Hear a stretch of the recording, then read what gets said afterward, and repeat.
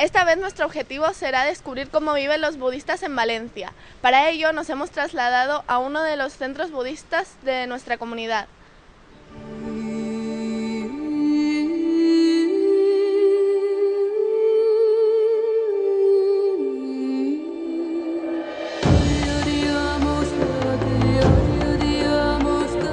Bueno, nos encontramos aquí con la directora del Centro Budista de Valencia, y que se llama Sadakara, y bueno, vamos a empezar.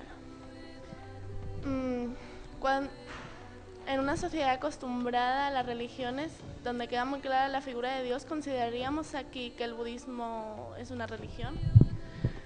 Bueno, sí, es un tema muy interesante. Depende de lo que entendamos por religión. Si entendemos religión como algo relacionado con creacionismo y teísmo, no. El budismo no asume esta parte de la existencia, no cree en un Dios creador. Pero el budismo podría ser entendido como una religión en el sentido que lleva al ser humano desde donde está hacia trascender sus propios límites y evolucionar. ¿Tenéis momentos importantes a lo largo del año que se celebran de una manera especial?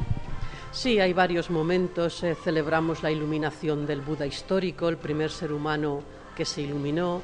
Celebramos las enseñanzas, celebramos la Sangha, que es la comunidad espiritual. Hay varios días que celebramos de manera normal, meditando, estando juntos, intentando ser felices y positivos. ¿Cuál es el motivo de que los budistas se cambien el nombre? Bueno, hay varios motivos, ¿no? Uno sería que normalmente el nombre que solemos tener aquí en Occidente es un nombre cristiano, y queremos tener un nombre que hable de nuestra práctica espiritual, ¿no?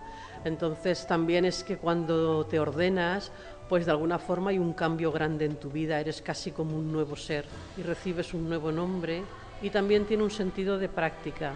Mi nombre, por ejemplo, significa fuente de lealtad y confianza, ¿no?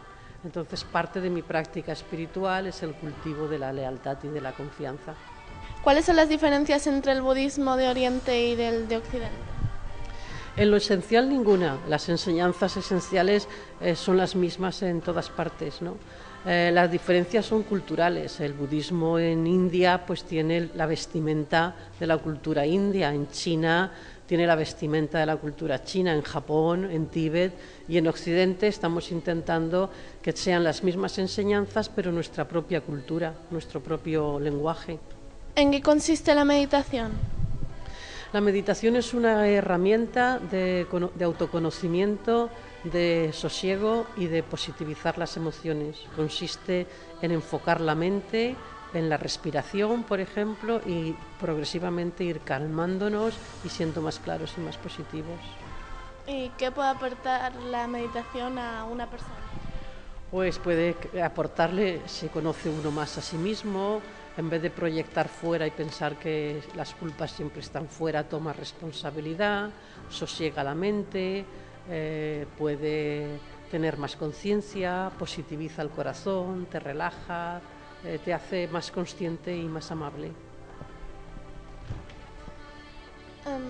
¿Crees en la reencarnación?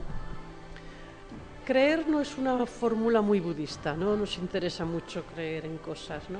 Yo pienso que la reencarnación es un principio que tiene bastante lógica, ¿no? Podríamos decir aquello de que nada se crea ni se destruye, sino que todo se transforma.